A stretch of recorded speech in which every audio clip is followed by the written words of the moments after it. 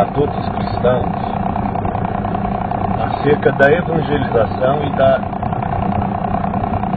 transmissão da palavra. Transmissão da palavra não é apenas a anunciação do Evangelho. Não basta anunciar para as pessoas as boas novas do Senhor sem fazer isso com qualidade, com insistência, com persistência, com clareza.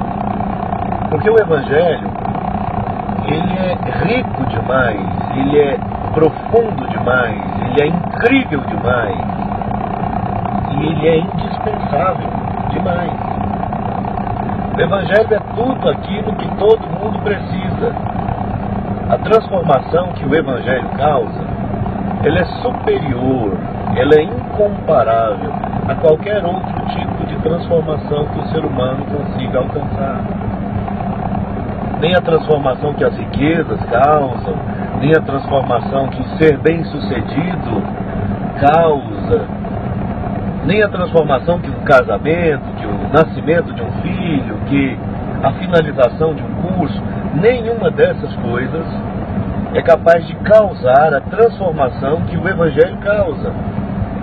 Por mais que todas essas coisas possam dar novos sentidos à vida, só o Evangelho pode dar uma nova vida.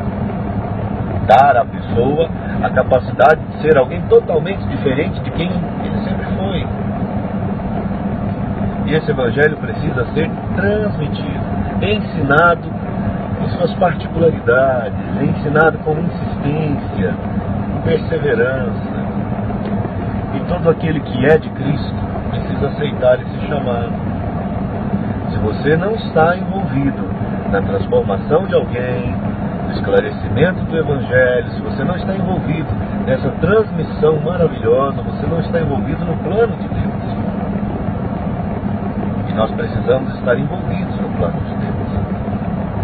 Nós precisamos estar envolvidos na transformação de alguém, na transmissão do Evangelho. Nós precisamos estar envolvidos, porque esse é o plano de Cristo, não é mesmo? Nós somos o corpo de Cristo, não é mesmo? Vamos obedecer esse plano, obedecer essa ordem, propagar o Evangelho. Discipule alguém. Quem você tem ensinado sobre Jesus?